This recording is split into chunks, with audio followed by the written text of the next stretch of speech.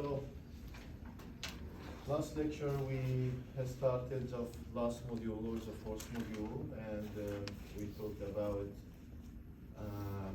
let's start from here. So we talked about the channel itself, and we did that. We discussed typically more or generally the most of the components of transmitter and receiver.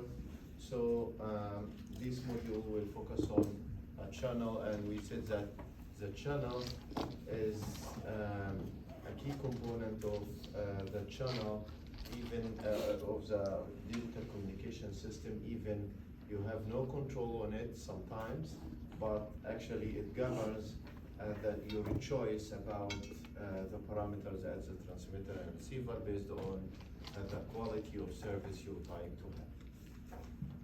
And we discussed two types of wireless and wired channels, and then we said that we will focus on that direction, wireless channels, and we said that there is some propagation mechanism that will affect this kind of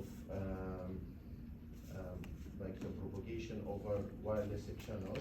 So we discussed multiband propagation, reflection, scattering, diffraction, and Doppler effect. And we said that reflection is balancing of the signal over a smooth surface, and the reflection or the scattering is over bouncing over rough surface, and this, the diffraction is using sharp edges.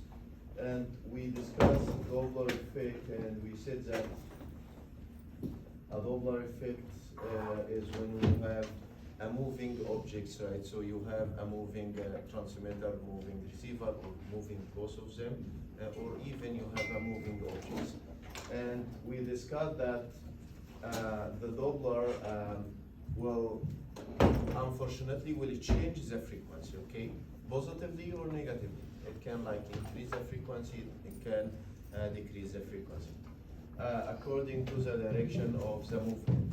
If you are moving forward, like towards the source, in this case you increase the frequency, and if you are moving away from this source, you will decrease the frequency, okay?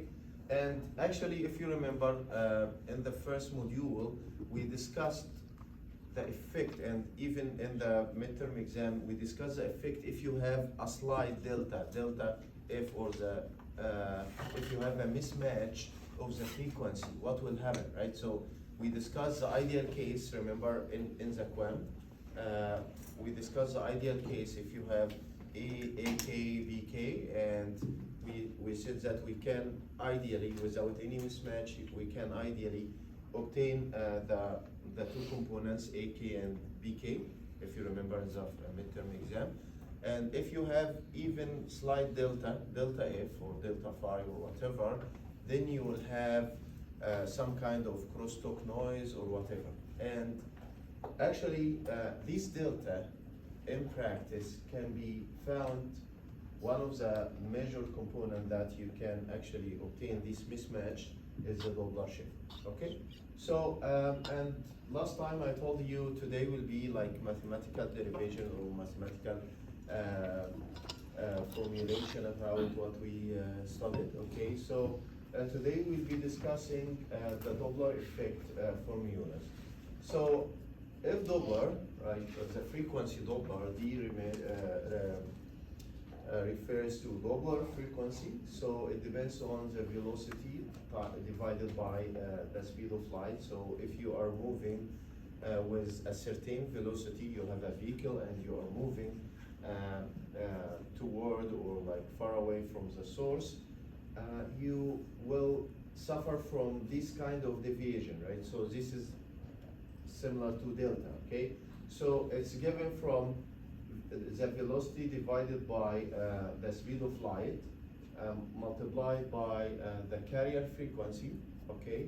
And cosine theta mean that this is because sometimes you have an angle, right? So the transmitter and receiver not on the same line, okay? So it might be like I'm the transmitter here or I'm the receiver. I am driving a car, and maybe the base station is above me, okay? So there is angle between me and the transmitter, okay? This angle is theta. If we are on the same line, okay, so this theta will be 0, and then you have a cosine 0 is 1, okay? But if you have an angle, then you need the component, the perpendicular component between the transmitter and receiver. Okay, so typically, if you have a fixed, transmitter, fixed receiver, then you have the velocity 0, and in this case you don't have actually a Doppler frequency. Okay, and after that, after you have the Doppler frequency, if you can notice these lines, I'm not sure if you can see it from the computer screens. But anyhow, so the operating frequency or the observed frequency at the receiver side will be the frequency carrier, which is I need actually to receive my signal using this frequency carrier, but positive or negative, you add it or you subtract it, like you add or subtract this extra or the shift of Doppler. That's why it's called Doppler effect or Doppler shift, because you shift the frequency slightly, you add the frequency, you increase the frequency, or you decrease the frequency according to the direction of movement. Okay, so this term, we will see numerical examples about them. This term represent the Doppler effect when you have a moving receiver or a moving transmitter as well. Okay, so typically this is the definition of the parameters I have, and like use f plus the observed frequency equals the carrier frequency, the original frequency you are working on, plus this Doppler shift if you are moving toward the transmitter. But if you are moving away from the transmitter, then this frequency will be reduced a little bit. And this kind of mismatch, and you studied mathematically what is the effect of mismatch at the receiver side. Okay? Okay, so let's go to the example one. So suppose that I have a drone flying at a speed of, so I forgot to mention that take care of these units, okay? Because you might be asked to solve a problem or equation, and be careful about the units.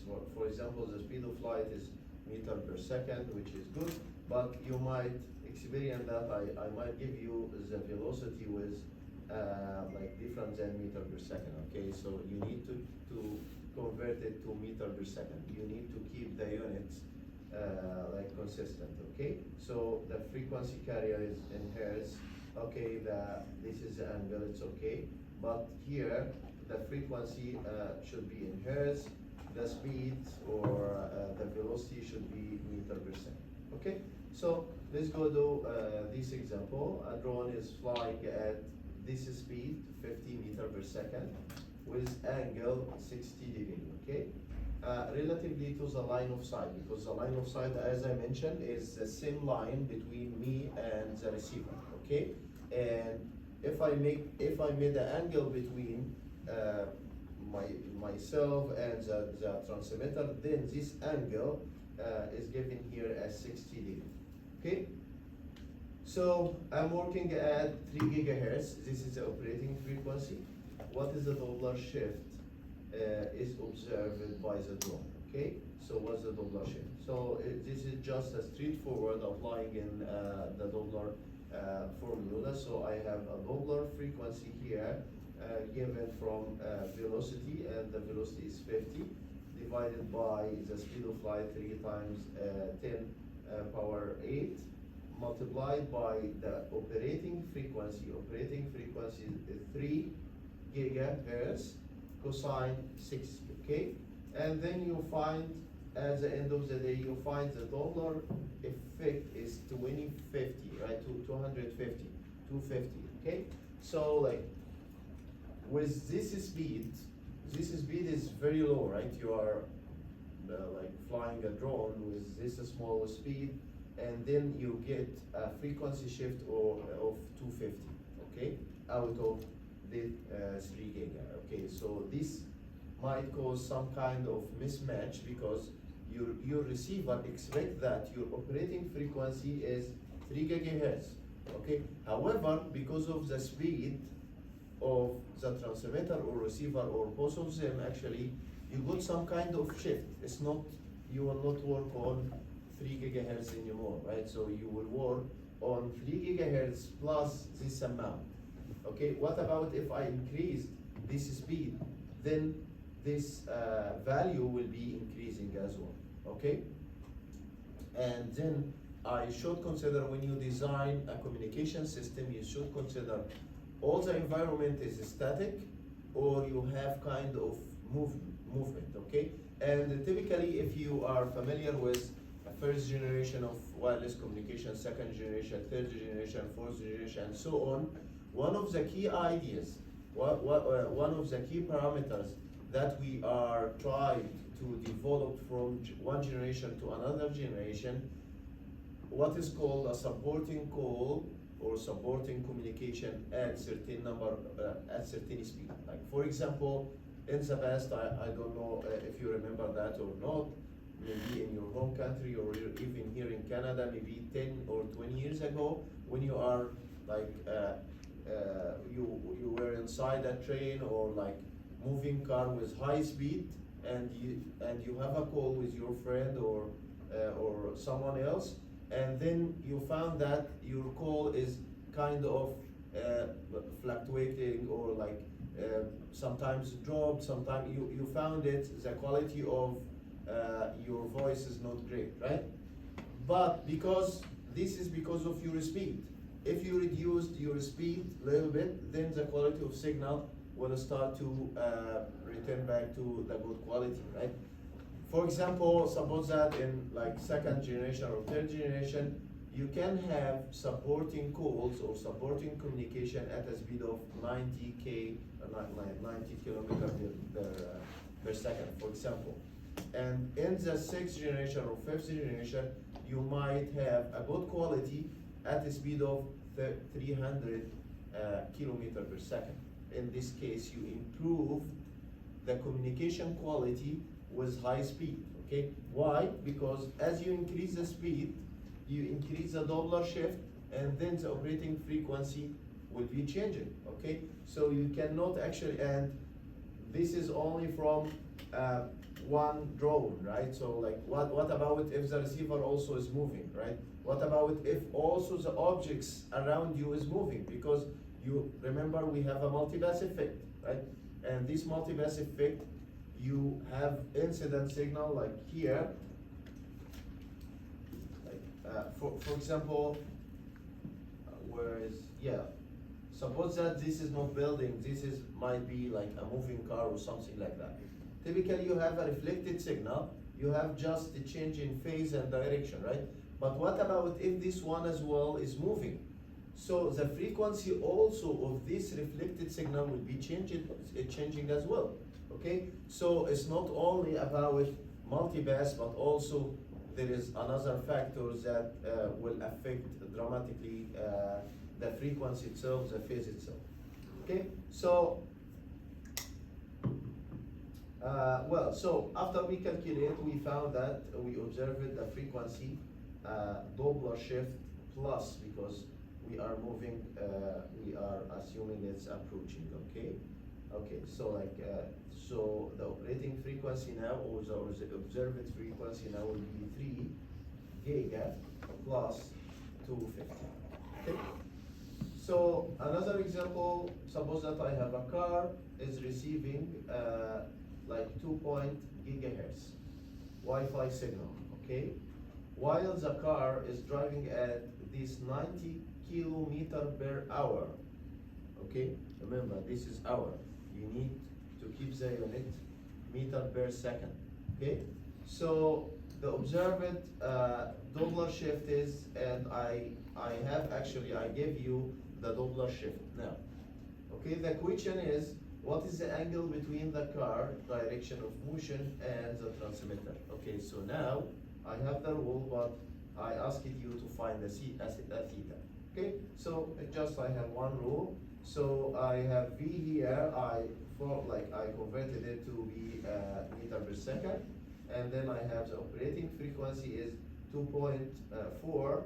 Okay, and I have the Doppler shift FD is 200 hertz, and then the only equation is missing, or the only parameter is missing is the theta. Okay, so in this case I can solve this equation, and then I realize that cosine theta is 1, and then the theta is 0. Okay, so and the car is moving directly toward the transmitter. Okay, so like you have one rule, and then you can play with it. Okay, any question? Okay. So also one of the factors we need to discuss here is what is called a free space attenuation or loss. Actually, when you send a signal, even this is observed, like if you throw a stone or rock, right? So the stone itself will not maintain your original power, right? You throw the stone with this energy. So at the beginning, the energy was high, and then it started with the distance. This stone energy, or this pushing or throwing energy, started to drop across the distance. This is what typically happens even in the signal itself. The signal is called electromagnetic wave, and it has a certain energy, and you transmit it with a certain energy. So ideally without any kind of multipass, without any kind of noise or whatever, you will lose energy across the distance. Okay, because this is a nature. How the signal will propagate, it will consume energy, right? So as you increase the distance, the energy will drop. Okay, so we can study that here. This is a free space, explains how the signal power decreases over the distance. For ideal space, free space scenario, this means that there is no obstacles, no reflection, or no kind of diffraction or whatever, just a free space, right? So you are completely in free space and you transmit your signal, you will suffer from kind of attenuation. Okay, so this is what we will be studying here. Okay, so we have this basic, and which is like unrealistic one. But assume that I have a transmitter here, a receiver here, and I have just a distance between them. Okay, so imagine what is the factor, like if you have a power transmitter here, you start to throw in your the stone with a certain power. Okay, this is the power of the transmitter power. Okay, BT or BTX. Okay, the power of the signal, and typically you transmit using antenna, right? And then you send the signal over this space, and eventually at the receiver side you receive it on the antenna. Like the antenna, typically the job of antenna to transmit the power and to receive it.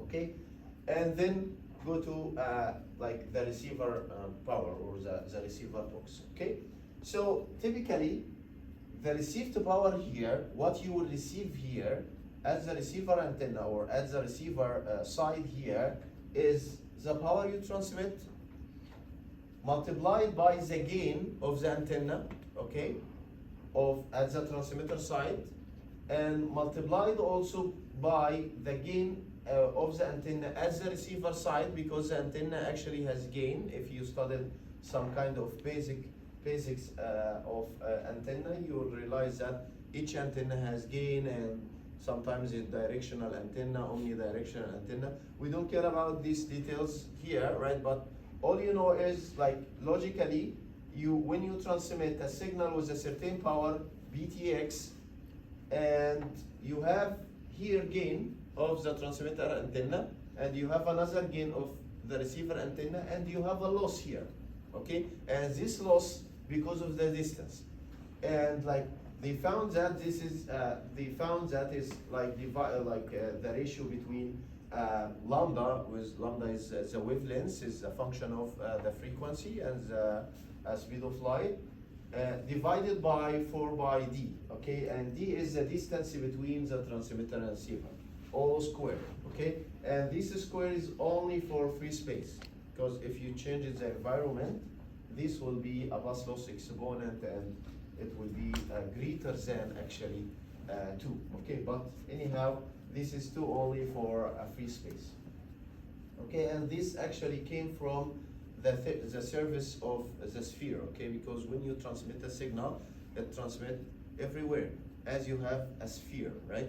So the surface of this sphere is 4 by d square, because you distribute this square over lambda square over 4 by d square, okay? So, and then actually, like if you convert it, this is a linear equation, if you convert it to decibel, then you obtain it just like you take 10 log, or you know the decibel unit, okay? So as power, the received power in dBm, we will explain dBm now, okay? So the received power in dBm equals the transmit power in dBm, a plus, because there is a multiplication here, GTX, the gain of transmit antenna in dB.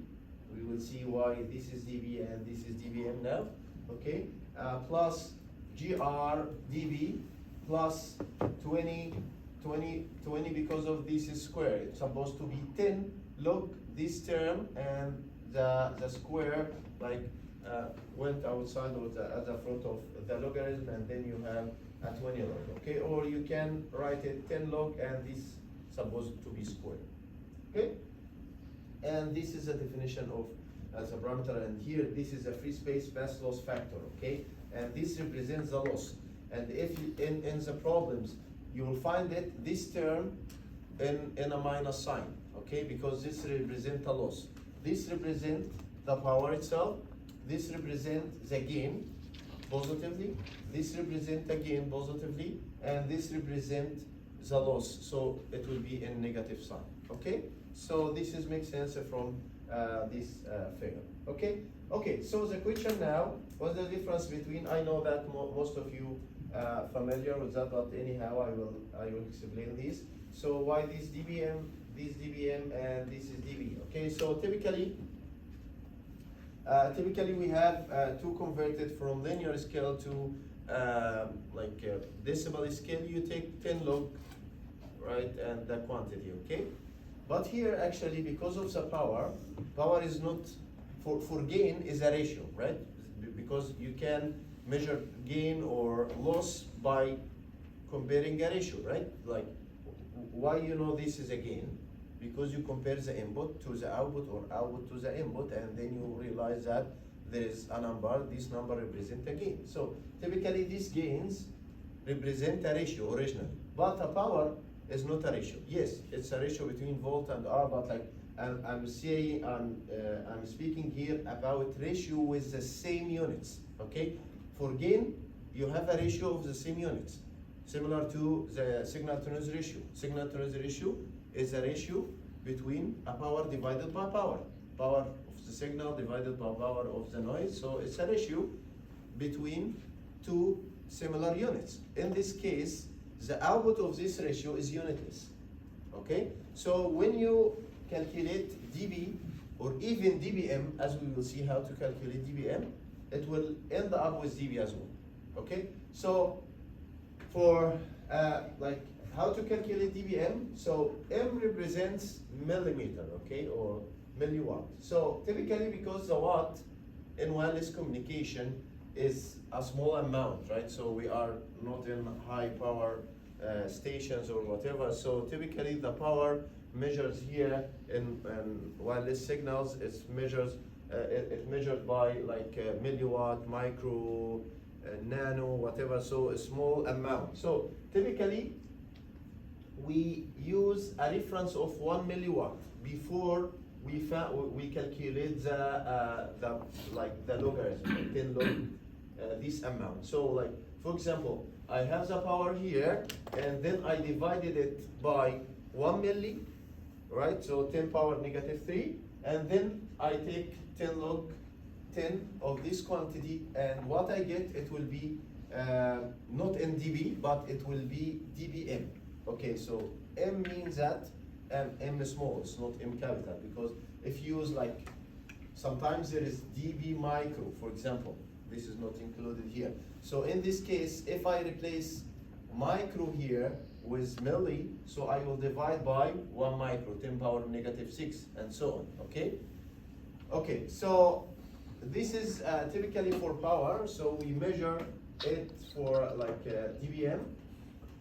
Okay, so for example, if I have 1 milliwatt here, if you replace this 1 milliwatt and you divide it and you take the logarithm, then you will find it 0 dBm, okay? And so on here. But for dB is a relative unit, and typically for antenna gains, okay? So why actually we don't calculate dBm for this one? Because, for example, again, is a ratio between two powers, like power divided by power, okay? So for the first power, if I divided it by 1 milli, for example, and the numerator power, I divided also it by 1 milli, so 1 milli, numerator go with denominator, and then we will have also the same amount of ratio, right? Because I have a ratio, so I cannot obtain actually a dBm from the ratio. Okay, so typically we measure the power with dBm, but this is a ratio, it should be dB. This is a ratio, it should be dB. This is just like I apply the rule 10 log 10 the value. Okay, so this is if you been asked about you have actually both options to work on if you've been asked about finding any parameter, as we will see now. So you can use this one here, you can use that one here. Okay, so for the coming examples now, I will use this one. However, at the end of this module, when we study what is called link budget, okay, we'll be using this one heavily, okay, because most of the parameters will be in dB or dBm, so this will be like easier way. But again, both are corrected, just the decimal conversion. This is a linear form, and this is a decimal conversion. But what I need to know now is we are measuring the power in dBm, and dBm is just similar to normal dB, but you divide the power or the quantity by 1 milli or 10 power negative 3, and that's it. Okay, so let's go to the examples. So we have the first example. We have a wireless signal is transmitted over. If you have any question, guys, during my explanation, just raise your hand. Okay. So we have wireless signal is transmitted over a distance of 10 meters, okay? So I have the distance, which is D, is 10 meters. At a frequency, I have a frequency, okay? So from this frequency, I know that I will obtain lambda, okay, the wavelengths. With a transmitted power of 1 watt, okay? So I have the transmitted power, BT is 1 watt. What if, like he asked us here like 2 or 3 questions, okay? So what is the received power, VRX, okay? So as you can see here, if we return it back to the equation here, I have VRX, I have lambda here, which is the frequency, okay? And I have transmitted power, but I don't have these gains, right? So if I didn't give you the gains, you consider them as 1, okay? So this is very important note, okay? So because some students miss this note and then ask during the exam what's the value of GTX or GRX, okay? So if I needed these values, I will give it to you. If not, I might give you 1 only. So you consider that the second one is 1, okay? If you didn't hear any information about these 2, consider them as 1, okay? Okay, so here, as you can see here, this is a practice for that one. So I give you a PTX, the power for transmitter, which is 1 watt. I give you the frequency, and then you obtain lambda from it. But I didn't give you anything about GTX or GRX, so I consider them as unit one, okay? Unit gain, okay? So I just apply to the rule itself. So the power, the received power at distance 10, I just plug in the numbers and just double check after me, like I might did some wrong calculation, but it's just like direct ones, okay? And the second question is, how does the received power changes if the distance doubles, right? So to 20 meters, okay? So in this case, I will reduce the first question, but instead of using the distance is 10, I will use it 20.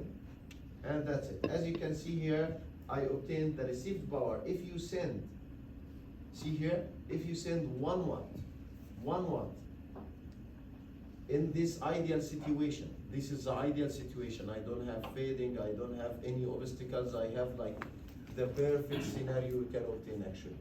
And you send 1 watt and you receive it almost 1 microwatt, right?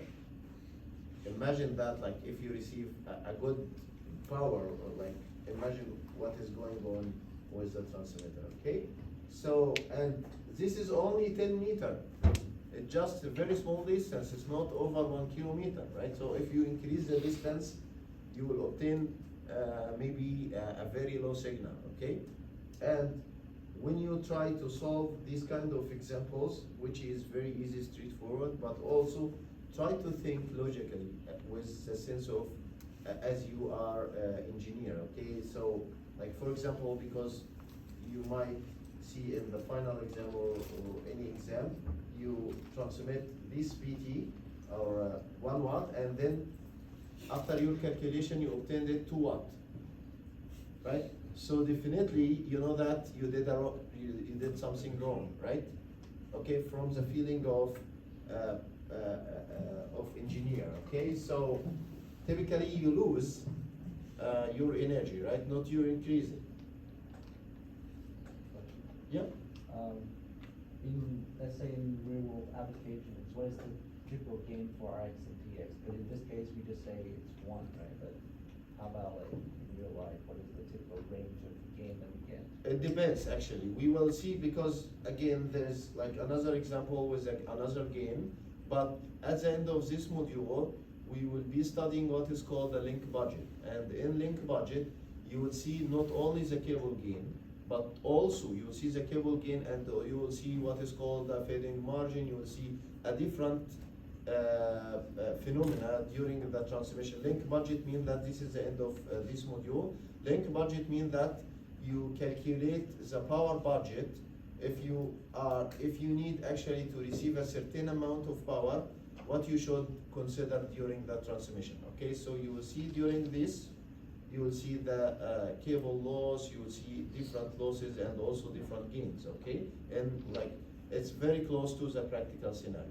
But regarding the values, it depends on the nature of environment, right? It depends on the nature of application. I cannot, for example, I cannot compare antenna of my mobile phone to antenna of satellite, for example, right? So it varies, depends on the application itself, because the antenna gain depends also on, first of all, the type of antenna. Is it patch antenna, microstrip antenna, like whatever, right? So a dipole antenna, a lot of antenna design, and also depends on what is called effective area, and depends on the service itself. Okay, so if I have here, for example, a patch antenna inside here, which is very small with a small service, so I cannot expect that much gain compared to the antenna, big antenna of the satellite, right?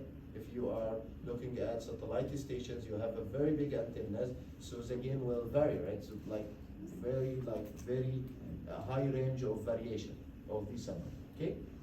Okay, so I just plug in the rules, but I need to think about it. When I was undergrad, and my professor would say that after you solve the equation, talk to the equation, speak with the equation itself. Okay, when you speak to the equation, okay, I sent 1 power, 1 watt, and I got almost 1 micro. Okay, so what's going on, and try to understand what is going on. Okay, this is the meaning of to speak to the equation itself. Okay, but once you speak to the equation, the problem if the equation reply to, then you are crazy. Okay, so you didn't expect that the equation replies to. Anyhow, so the last equation is a quantitative one, which is important because if you are working in a research direction or in research area of wireless communication, you will realize something here. So what's the rule? What rule does wavelength lambda related to like 2.4 giga play in this transmission? Okay, so well, as you can see here, where is the equation? The equation right here. Okay, so lambda here is directly proportional with the power itself. Okay, so if you increase here for higher frequency, if I increase the frequency, I will have a shorter wavelength, right? Yeah. A shorter wavelength. In this case, the received power will be also decreased, right? So that's why actually in millimeter waves or like higher terahertz or whatever, they suffer, or these kind of technologies suffer from long distance communication. Okay, if you increase the frequency, then the wavelengths will be smaller, and then you expect that your power will not last for long distance. Okay, so as you can see here, we have 2.4 gigahertz, and you found that with 1 watt, your power is dropped to 1 micro, right? So 1 micro means that 1 power times 10 power negative 6, right? So it's dropped by 1 million with only 10 meter. What about if I have a communication, long range communication with 100 meter?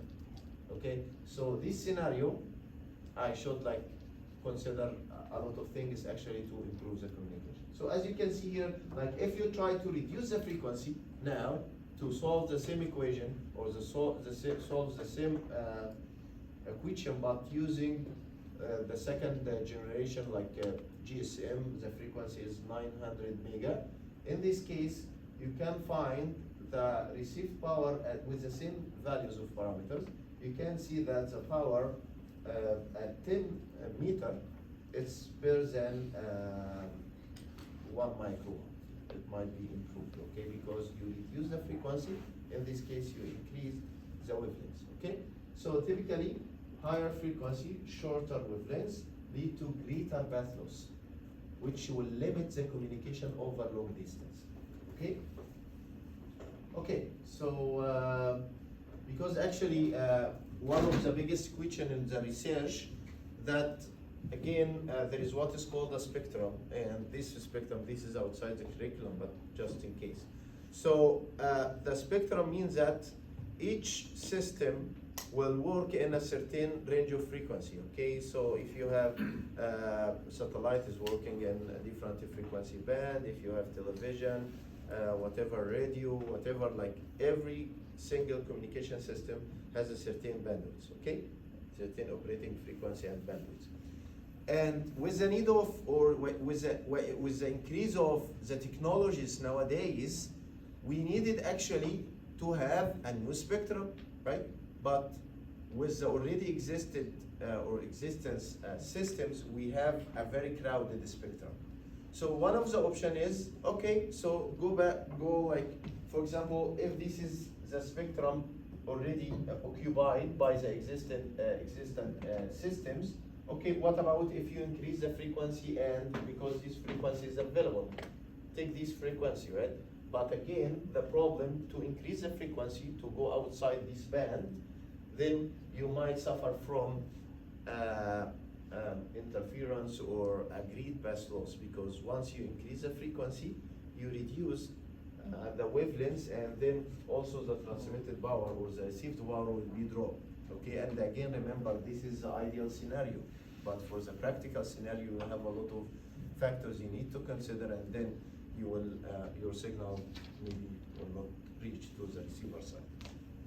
Okay, so for the second example, let's go to the second example. Okay, so you are designing a wireless link with a frequency of 900 megahertz with a directional antenna, and we have here a gain of transmitter gain is 10, receiver gain is 5. Okay, so 10 and 5 means that is just in linear scale. Okay, but if I need, again, don't ask me here, is it linear or decimal? If it's decimal, I will write decimal. Okay, if it's not decimal, it's just 10. Okay, it's unitless because again it's a ratio of the same units. So I have here units for transmitter receiver, and the transmitter emits 100 milliwatt, and the receiver at the distance of 50 meter away, so the D is 50. Like I have three equations here. Okay, so remember I have BTX, okay, 100 milliwatt, and I have GTX 10, I have GRX, I have 5, and also I have D is 50, and also I have the frequency here is 900, which I can calculate lambda from it. Okay, so I calculated the wavelengths here. As you can see here, this is a 0.3 meter. However, this one is 1.1. Okay, because the frequency here was 2.0 gigahertz, but once I reduce the frequency, I got like higher wavelengths here. Okay, so the first equation is how much the received power should you expect, which is like straightforward. I expect that I will multiply the values here according to the formula, and then I will obtain this value. Okay, so with this one, 50. Now see here, I increase the distance to 50, and I obtain 1.4 micro, right? But compared to this one, I have 1 micro after 10 meter, okay? Yeah, so, and if I double the distance, I got like significantly decrease in the value of received power. But by reducing the amount of frequency, I can actually increase the distance of communication. Okay, that's why in like terahertz or whatever, these kind of technologies support only short distance communication or whatever. Like if you need to make it like for long distance, you need to make another modification. Okay, so let's go to P. What is the transmitted power, or what transmit power is required to achieve a received power of 2 microwatt as a receiver? Okay, so here I will assume here all parameters are given except the transmitted power. Okay, so now here he gave me the received power, and he asked what is the transmitted power I should use, okay, to obtain 2 microwatt. Okay, so this 100 milliwatt no longer available because I'm asking here about like in B, I'm asking here what is the transmitted power. Okay, so for B, I have like, remember this rule, so I'm asking you about BTX now. So BTX will be a ratio between PRX divided by this amount, okay? That's why I put it here. So I give you here in B, I give you the received signal is 2 microwatts, so I will use 2 microwatt, and then I divided by these numbers, and then I obtained 143 milliwatt. So if you need to obtain 2 milliwatt instead of 1.4 microwatts, I'm sorry, to obtain 2 microwatt instead of 1.4 microwatt as the receiver side, you need actually to increase the transmitted power instead of 100 milliwatt to be 143. Okay, and this kind of problems like trigger in your mind that how the design or the designers in wireless communication they are working with. So like typically you have a requirement of your system. I need my phone to work on a certain values like received power like that and whatever. And according to this kind of received quality of service or received parameters, and then like I go back like reverse engineering or and then I design. I need, for example, I need to play and transmit antenna to like increase the gain or decrease the gain according to the requirements and so on. So for C, what receiver antenna gain, antenna gain, I'm asking you about the GRX, is needed to obtain received power of 1.5. Okay, so I consider all other parameters because this is a parameter before A and B. Like all these parameters will be the same except GRX. Okay, so I have here in this question, I need to calculate GRX. The same thing here, I need to calculate GRX, so it's a ratio between received power divided by the rest of the equation. Okay, so as you can see here.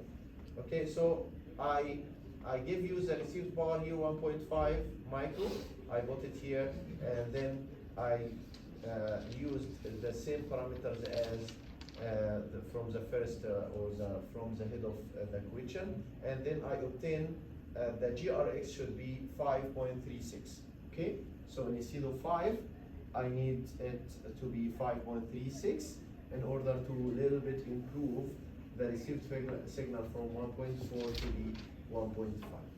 Okay, so this kind of manipulation in this formula.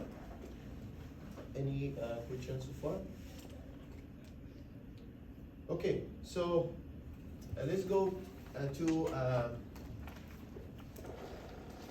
a practical, we can consider it a practical scenario of signal propagation. Again, the previous ones was like ideal discussion, okay? But now we have to consider some kind of practical situation, which is a fading, okay? For fading, I have that, as I discussed last time, I have the transmitter here and the receiver.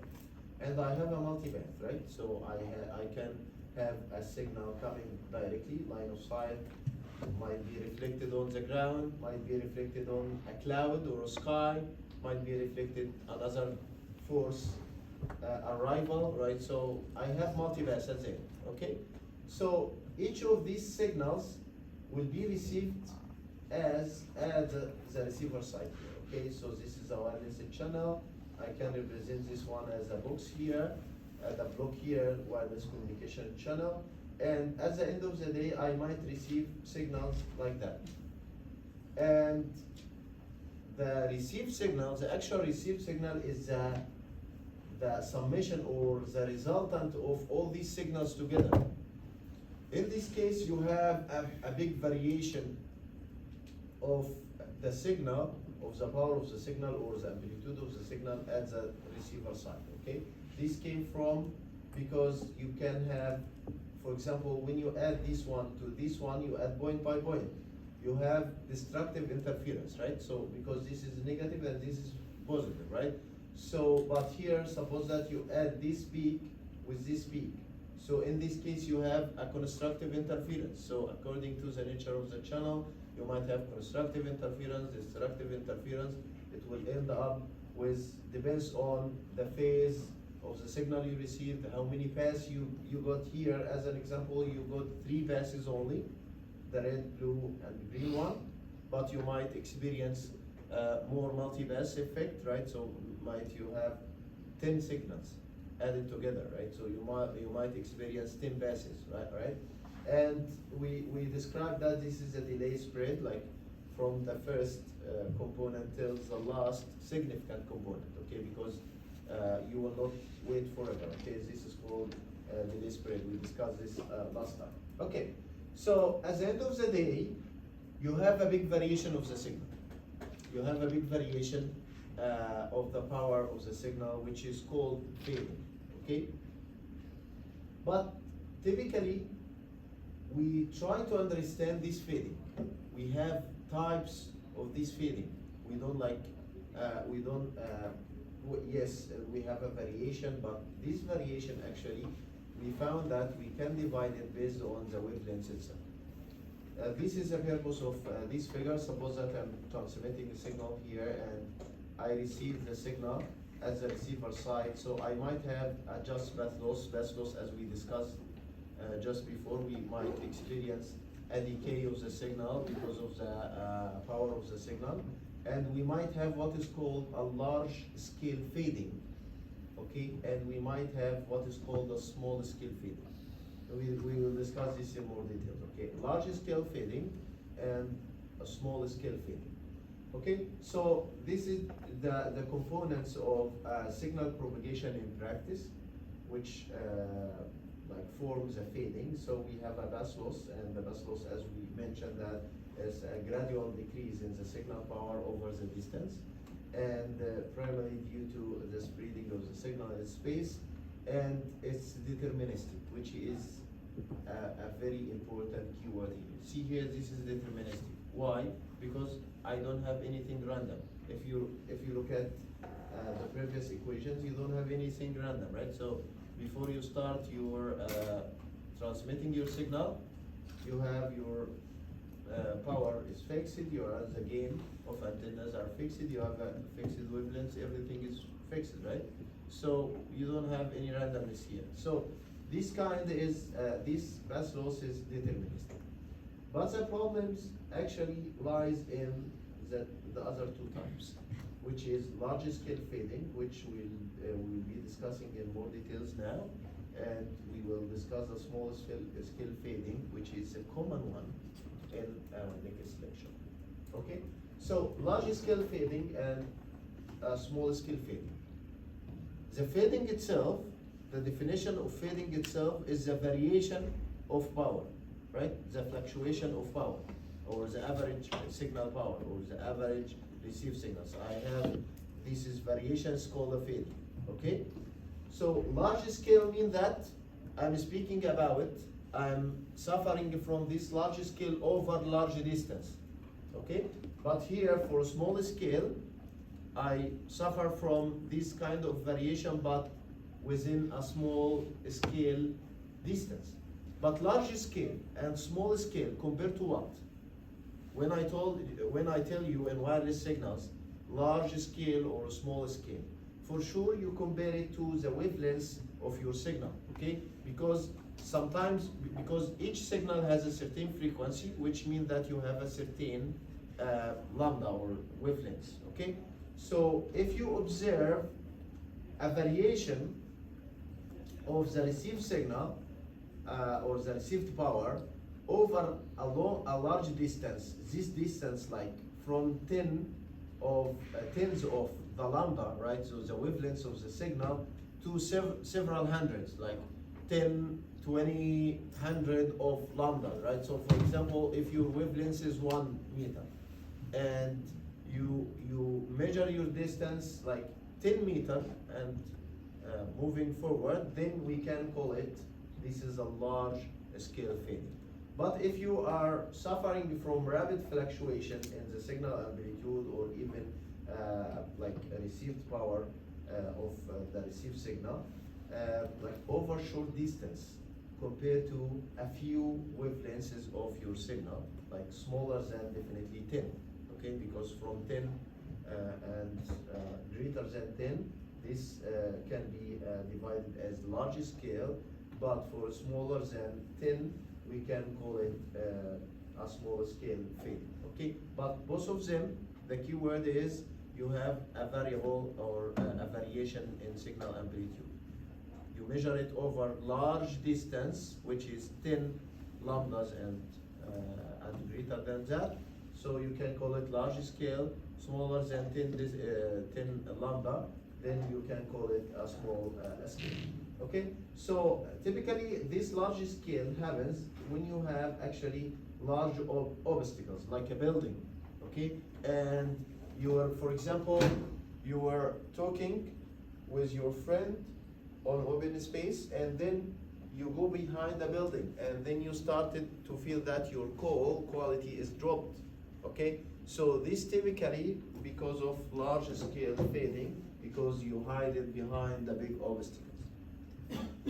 Okay, but if you notice, and this is an example about that, walking behind a building where the signal power drops sharply, even if you are in the same distance. Okay, so for example, I'm here, this is a transmitter and I'm the receiver, the same distance, but there is no obstacle here.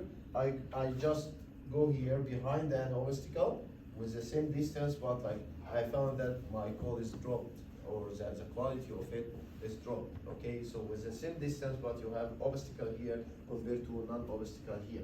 Okay, so there is, again, this is something random, because fading is random, right? So fading, do you expect that how many signals you will expect at the receiver side, the multipass, how many passes? You don't know.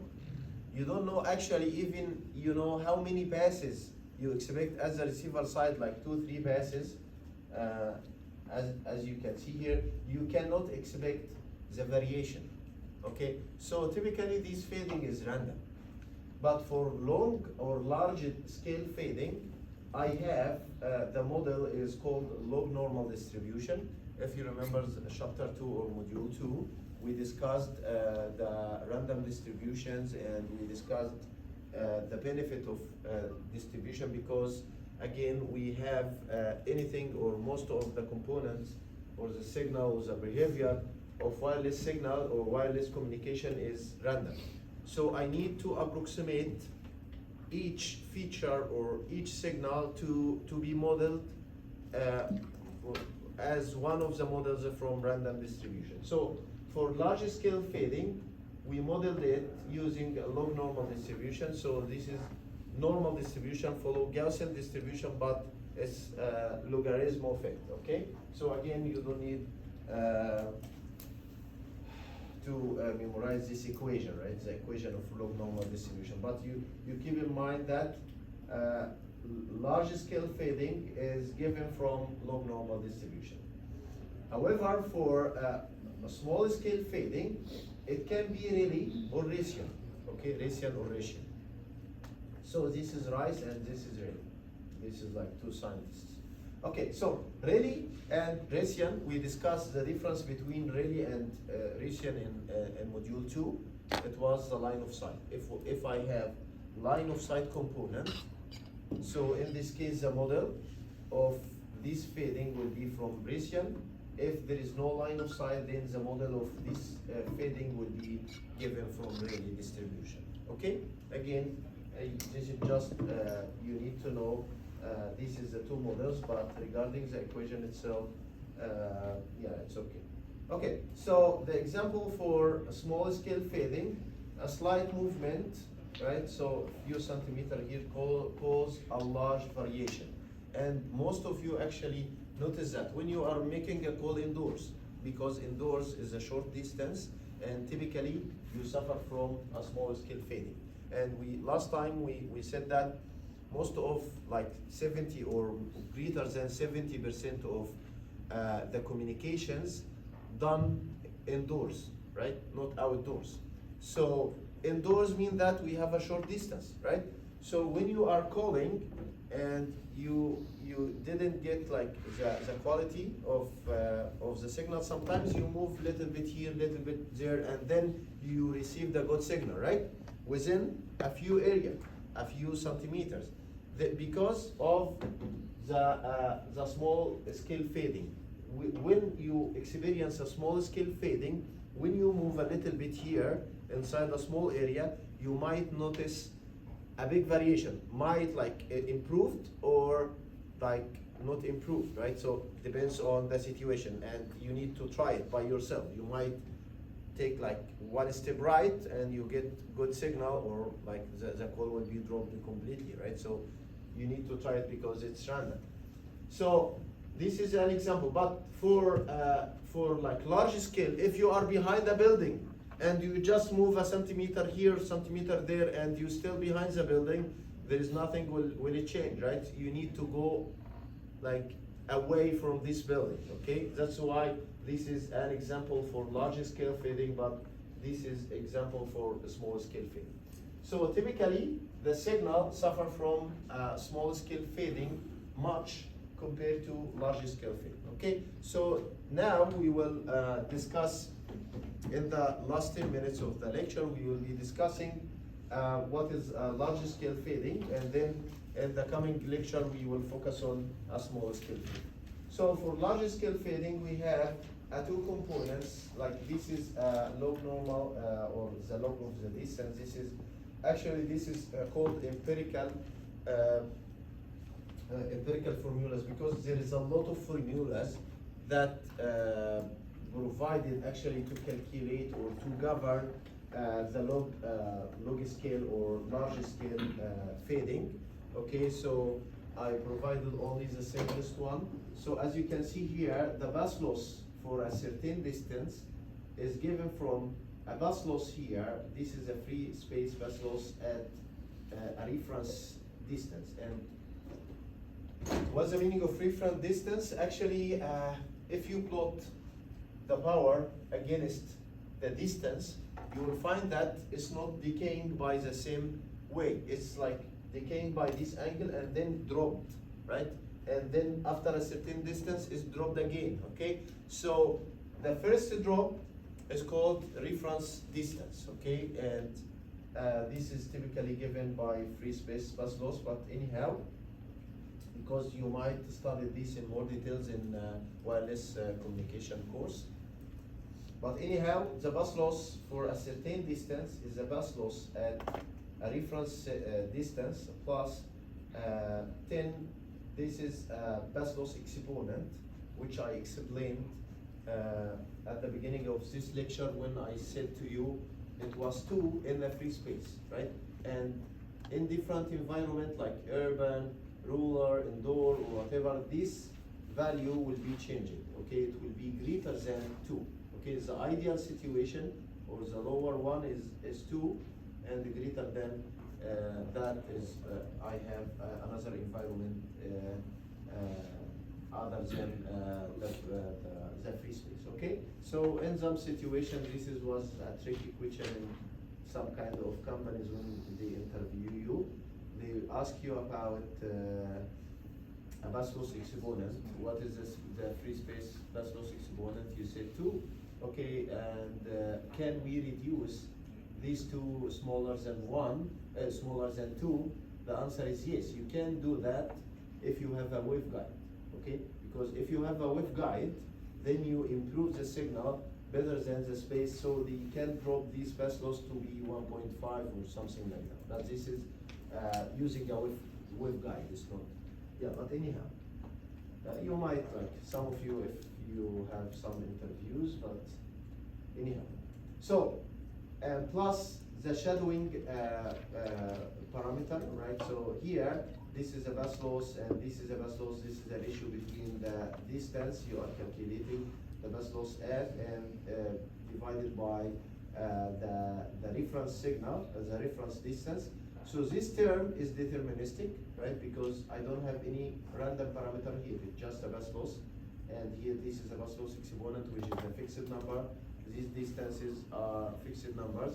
So this term represents a free space bus loss, which is deterministic signal, right? So which is here. This is a bus loss. This is the 2 components here.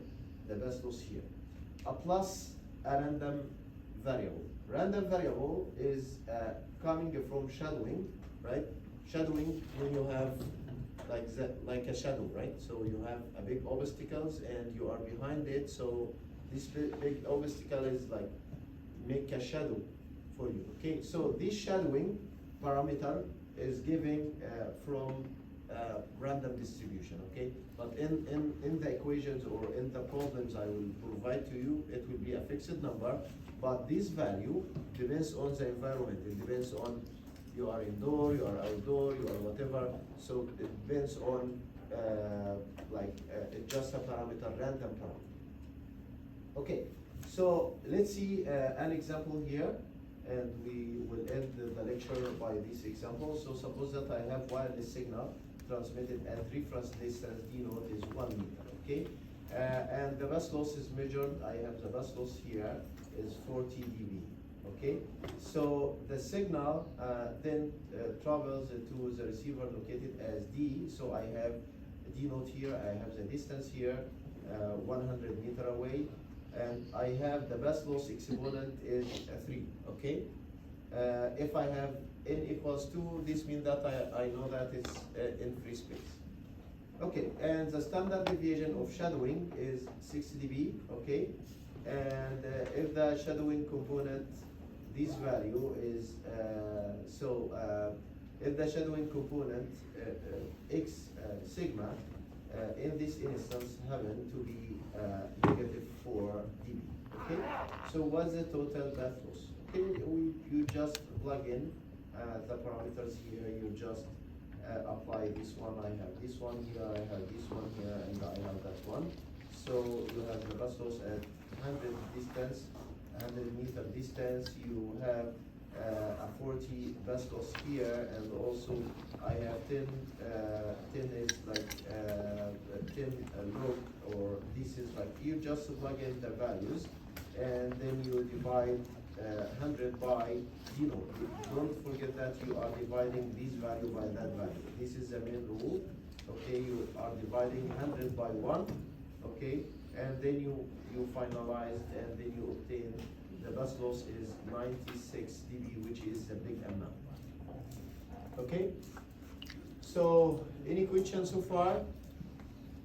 So next lecture we will be focusing on a small scale fading, and this might last for the whole lecture or might 1.5 lectures.